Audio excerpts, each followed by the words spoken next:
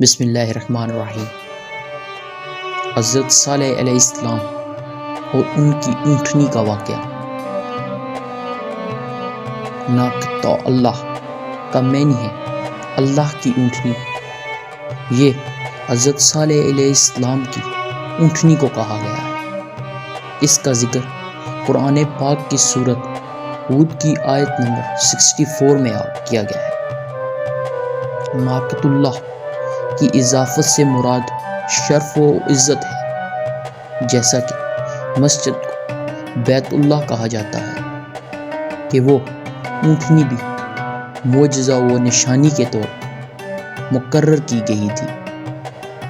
تفسیر روایات میں ہے کہ وہ سب کے سامنے ایک پہاڑی سے برآمد ہوئی تھی اور اسی بنا پر اس کو ناقۃ اللہ، اللہ کی اونٹنی کہا گیا ہے، کیونکہ اس کی پیدائش عام معروف طریقے پر نہیں ہوئی، اس لیے وہ اللہ کی نشانی قرار پائی۔ اور علامہ ابن کثیر جیسے بعض بڑے اور سکہ مفسرین کرام نے اس بارے میں روایات تفصیل سے بیان فرمایا ہے۔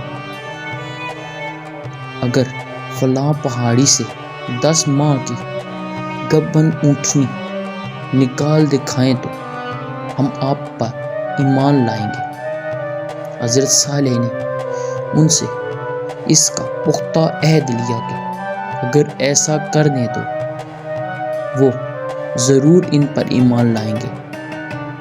تو جب انہوں نے اس کا پختہ قول و قرار کر لیا تو حضرت صالح نے نماز پڑھ کر اللہ کے حضور دعا کی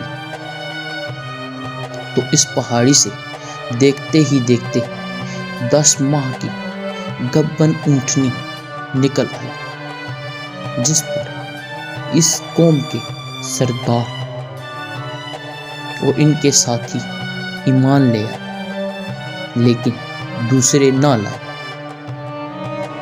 قوم سمود نے صالح علیہ السلام سے کہا کہ اپنی نبوت کی صداقت پر کوئی حسین معجزہ ہمیں دکھائیں تو تب ہم تمہاری بات تسلیم کر لیں گے۔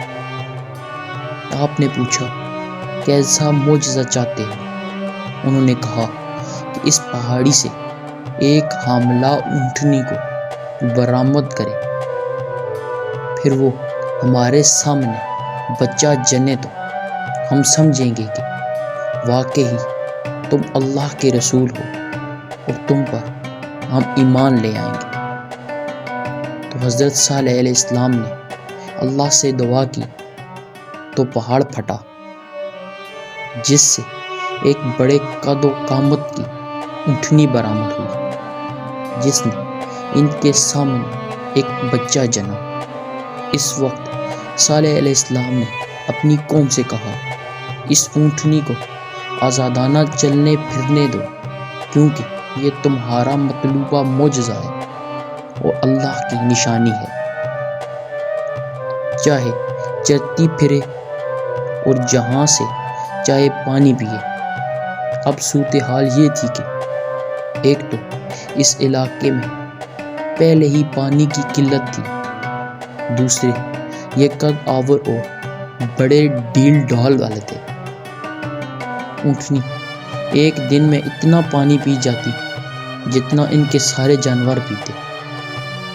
اس لیے حضرت صالح علیہ السلام نے کہا کہ باری مقرر کر لو، اس کنویں سے ایک دن تمہارے جانور پانی پیا کریں گے اور ایک دن یہ اونٹنی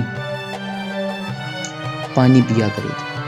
اور ساتھ ہی یہ بھی تنبیہ کر دی کہ اگر تم نے اس اونٹنی سے کوئی برا سلوک کیا تو اللہ تعالیٰ کا سخت عذاب تم پر ٹوٹ پڑے گا۔